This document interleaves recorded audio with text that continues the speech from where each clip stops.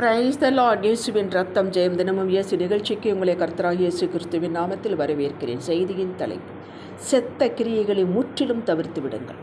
ஆதார வசனம் எரேமியா 8ஆம் அதிகாரம் 20வது வசனம். அறுப்பு காலம் சென்றது, கோடை காலமும் முடிந்தது, நாமோ ரட்சிக்கப்படவில்லை. காலத்தின் அருமையை அறிந்தவர்களை பிரசங்கி 3ஆம் அதிகாரத்தை நேரம் எடுத்து வாசித்தால் நலம். எல்லாவற்றுக்கும் காலம் உண்டு. மாரிக்காலம், குளிர்காலம், கோடை காலம், வசந்த காலம், அறுப்பு காலம், சேர்க்கும் காலம், இலைப்பாறுதலின் காலம், பாடு அனுபவிக்கும் காலம், பிரசவிக்கும் காலம்.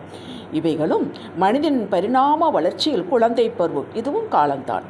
பிள்ளை பருவம், வாலிபம், கிளம், முதிர்ந்த கிளம் என்றெல்லாம் உண்டு என்பதை யாவரும் அறிவோம். இவைகளின் வழியாக நாம் போகலாமே தவிர நாம் இவைகளை மாற்றவே முடியாது. காலங்களையும் சமயங்களையும் மாற்றுகிறவர் கர்த்தர். இந்த காலத்தின் மகிமையை நாம் அறிந்தவர்களாக இருக்க வேண்டும்.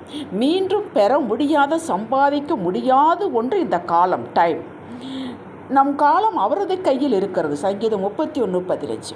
அந்தந்த காலத்தில் உண்டான வேலையை, கடமையை நாம் செய்ய வேண்டும், கட்டாயம் செய்ய வேண்டும். குழந்தை பருவத்தில் உன்னை தொட்டிலில் இட்டு பாட்டு பாடி சீராட்டி உன்னை கொஞ்சி வளர்க்க நேரம் இல்லை, வா இப்போது செய்கிறேன் என்று வளர்ந்த பிள்ளையிடம் சொன்னால் நம்மை எந்த லிஸ்டில் வைப்பார்கள் என்பது நமக்கு தெரியும்.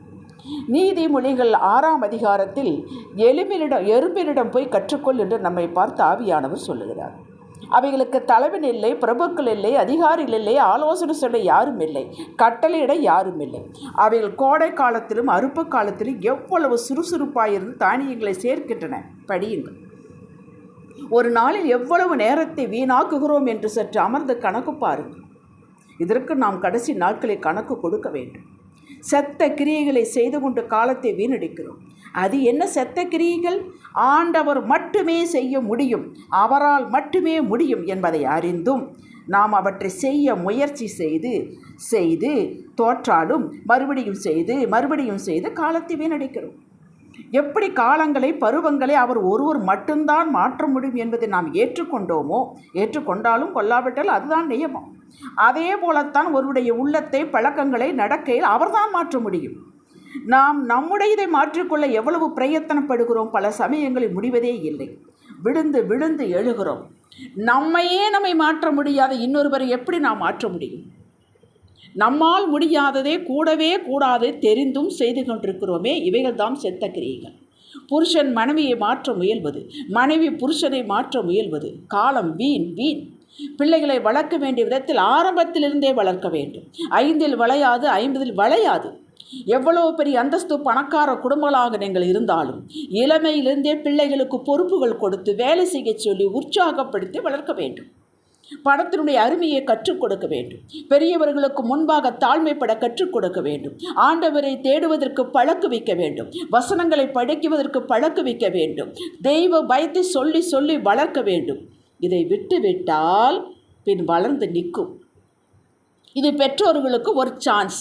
இப்படி கொடாமல், பொறுப்பில்லாமல் வளர்த்துவிட்டால் பின்னால் இன்னொரு பெண் கஷ்டப்படுவாள். இந்த மகனை வைத்துக்கொண்டு அவளாலும் மாற்ற முடியாது. மரம் முதிர்ந்து விட்டது.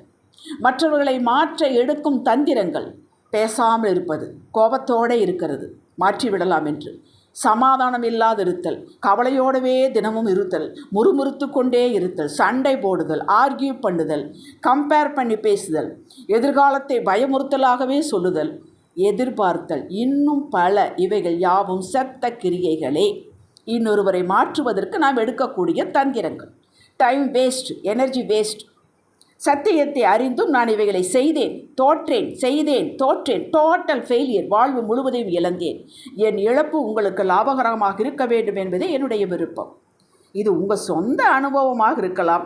எங்களால் முடியும் என்று சொல்லாதீர்கள். இதைத்தான் வேதம் மாமிச கிரியைகள் என்கிறது. சந்தேகம் இருந்தால் ரோமர் 8ஆம் அதிகாரத்தை வாசியுங்கள். அதனுடைய பேசு வைத்துத்தான் எழுதுகிறேன்.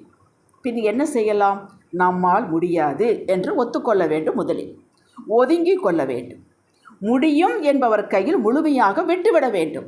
அவரிடம் விட்டுவிட்டு நாம் மறுபடியும் செய்யக்கூடாது. அடுத்து அவர்களை உண்மையாகவே மேலும் நேசிக்க வேண்டும், சகித்து கொள்ள வேண்டும். கடினம் தான்.